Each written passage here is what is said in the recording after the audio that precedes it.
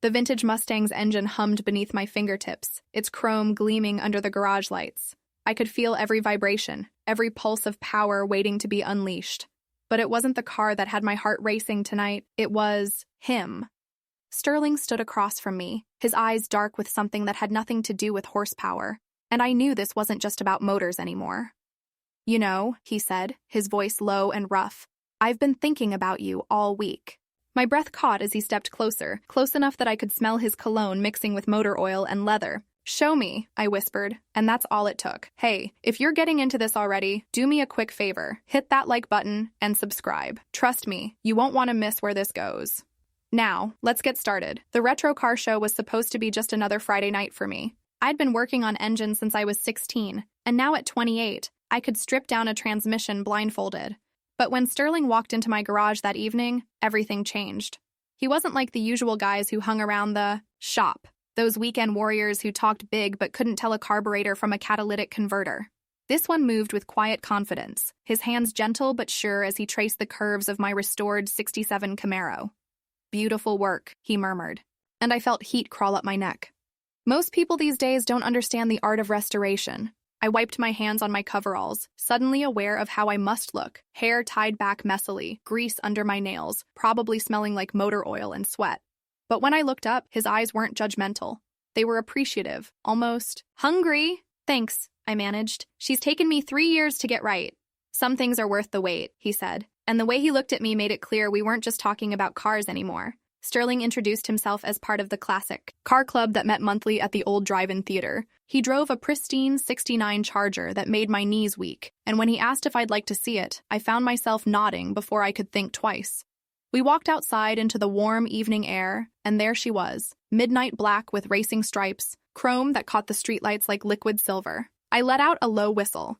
"Now that's a machine," I breathed, running my hand along her hood. "Original 440? "Every piece authentic," he confirmed, standing close behind me. "Rebuilt the engine myself last summer." I turned to face him, impressed. "You know your way around." "An engine block?" His smile was slow, devastating. "I know my way around a lot of things." The challenge in his voice sent electricity down my spine. I stepped closer, tilting my head up to meet his gaze. "Prove it." That's when he kissed me, soft at first, testing, then deeper when I melted against him. His hands found my waist, pulling me closer until I could feel the heat of his body through our clothes. When we finally broke apart, we were both breathing hard.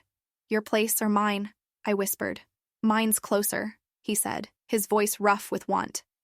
The drive to his house was torture. I followed his taillights through winding suburban streets, my hands gripping the steering wheel tight enough to leave marks.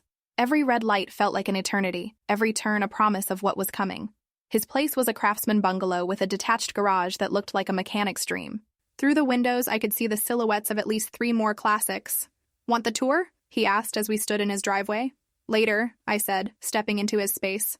"Right now I want you." He didn't need to be asked twice. His mouth found mine again, hungrier this time, his hands tangling in my hair as he backed me against his car. The metal was still warm from the engine, radiating heat through my coveralls. His lips moved to my neck, finding that sensitive spot just below my ear that made me gasp. "Not here," I breathed, even as my body arched into him.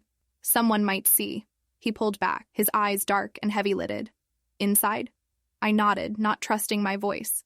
The front door had barely closed behind us before his hands were on me again, fingers working the zipper of my coveralls with practiced ease. The fabric pooled at my feet, leaving me in just a tank top and underwear. His gaze swept over me like a physical touch, making my skin flush with heat. "You're beautiful," he murmured, his hands skimming up my sides. "So much more beautiful than I imagined." "You've been imagining me?" I asked, my voice coming out huskier than intended. "Every night since I first saw you," he admitted, his thumb brushing over my bottom lip. Working on that engine, completely focused, completely in control, it was intoxicating. His honesty made something flutter in my chest. I reached for the buttons of his shirt, my fingers working quickly to reveal the lean muscle underneath. He was perfectly built, not bulky, but strong in all the right places, with just a hint of hair on his chest that made me want to run my hands over every inch. "Your turn," I said, pushing the shirt off his shoulders. He lifted me easily, carrying me down the hallway to his bedroom. The space was masculine but refined, dark wood furniture, crisp white sheets, and the faint scent of his cologne lingering in the air. He set me down beside the bed, his hands framing my face as he kissed me again, slower this time, savoring. I tugged him down onto the mattress with me, suddenly desperate to feel his weight, his warmth. He followed willingly, settling over me, with careful control, like he was afraid I might break. But I wasn't fragile. I was fire and need and want, and I needed him to know it. My hands found the buckle of his belt, working it open with steady fingers. He groaned against my throat as I freed him, his breath hot against my skin. Every touch sent sparks through my nervous system, building a pressure that demanded release. "I want you," I whispered against his ear. "All of you." He pulled back to look at me, searching my face for any hesitation. Finding none, he kissed me deeply as his hands moved to remove the last barriers between us. When skin finally met skin, we both shuddered at the contact. He moved with the same careful precision he showed with his cars, every touch deliberate, every kiss placed with purpose. His mouth traced a path down my throat, pausing to tease sensitive spots that made me arch beneath him. When his lips found my silhouette, I gasped, my fingers tangling in his hair. "Please," I breathed, not sure what I was asking for, only knowing I needed more. He seemed to understand, his hands and mouth working together to build the tension higher and higher. I felt like a perfectly tuned engine, every part of me humming, with energy, ready to unleash all that stored power. When he finally moved to join us completely, I welcomed him with a soft exhale, my body adjusting to accommodate his presence. We found a rhythm together, slow and steady at first, then building in intensity as our shared warmth reached new heights. His name fell from my lips like a prayer, and he answered with movements that spoke of reverence, of worship. We moved together, like we'd been designed for this moment, two pieces of a machine finally clicking into perfect alignment. The release, when it came, was explosive, like a perfectly tuned engine hitting its red line. I cried out, my body trembling beneath his as waves of sensation crashed over me. He followed moments later, his own completion written in the tension of his muscles, the way he called my name like it was the only word that mattered. Afterward, we lay tangled in his sheets, our breathing slowly returning to normal. His fingers traced lazy patterns on my shoulder, and I could feel his heartbeat gradually slowing against my cheek. That was, he started, then trailed off. "Yeah," I agreed, knowing exactly what he meant. We dozed fitfully, waking to touch and kiss and explore each other again. Each time felt different, sometimes slow and tender, sometimes urgent and demanding. By the time dawn crept through his bedroom windows, we'd mapped every inch of each other's bodies, learned every sound that meant pleasure, every touch that drove the other wild. I woke to the smell of coffee and bacon, sunlight streaming across, rumpled sheets. Sterling stood in the doorway wearing just jeans, a mug in each hand, and a smile that made my heart skip. "Morning, beautiful," he said, settling beside me on the bed. "Sleep well?" Eventually, I laughed, accepting the coffee gratefully. "What time is it?" "Almost 10. I figured you might want to call in sick." The reminder of the real world sent a chill through me. My garage, my responsibilities, the careful life I'd built for myself, it all seemed very far away from this bedroom, from this man who made me feel things I'd never experienced before. "I should probably get going," I said, though every part of me wanted to stay. His face fell slightly, but he nodded. "Of course, I'll drive you back to get your car." The ride to my garage was quiet, filled with the weight of unspoken questions. What happened now? Was this just one incredible night or something more? I found myself stealing glances at his profile, memorizing the strong line of his jaw, the way his hands gripped the steering wheel. He walked me to my car, hands shoved, deep in his pockets like he wasn't sure what to do with them. "Ruby," he started, then stopped. "Last night was—" "I know," I said softly. "I'd like to see you again. Not just I'd like to take you to dinner. Get to know more than just what makes you gasp." Heat flooded my cheeks at his bluntness, but I was smiling. "I'd like that too. Tonight? I have to work late, but maybe tomorrow?" "It's a date," he said, then leaned down to kiss me, soft, sweet, full of promise. I watched him drive away, my fingers pressed to my lips where I could still taste him. The smart thing would be to take this slow, to protect myself from getting in too deep, too fast. But as I stood there in the morning sun, still feeling the echo of his touch on my skin, I knew it was already too late for smart. I was falling, and falling hard. The rest of Saturday passed in a haze. I tried to focus on the transmission I was rebuilding, but my mind kept drifting back to Sterling, the way he'd looked at me like I was something precious, the reverent touch of his hands, the way he'd whispered my name in the dark. By evening, I'd given up any pretense of productivity. I found myself standing in front of my closet, trying to decide what to wear to dinner with someone who'd already seen me in coveralls, and nothing at all. He picked me up at 7 sharp, looking devastating, in dark jeans and a button-down shirt that emphasized his broad shoulders. The restaurant he'd chosen was intimate but not pretentious, the kind of place where you could actually have a conversation without shouting over noise. "So," he said once we'd ordered, "tell me how a woman ends up being the best mechanic in 3 counties." I laughed. "Best? That's debatable. But I started young. My dad owned a shop, and I was always hanging around getting in the way. He finally put me to work just to keep me occupied. And you loved it." From the first moment, I held a wrench. There's something about taking something broken and making it whole again, you know?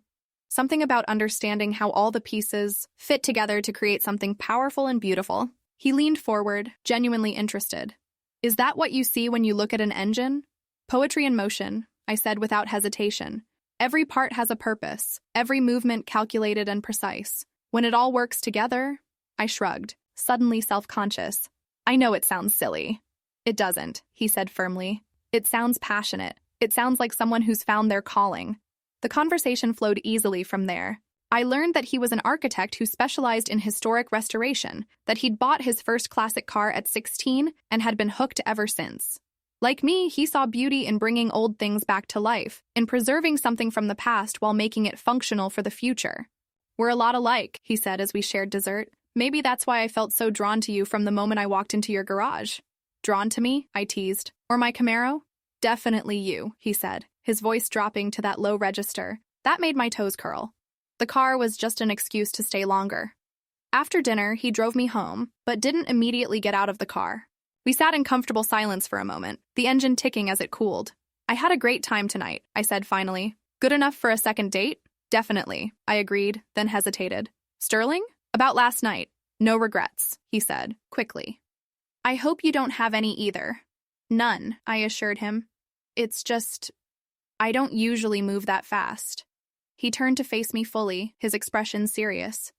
"Neither do I. But there was something about you, about the way you looked at my car like you could see its soul. I couldn't resist. And now? Now I want to know everything about you. What makes you laugh, what makes you angry, what you dream about when you're alone at night."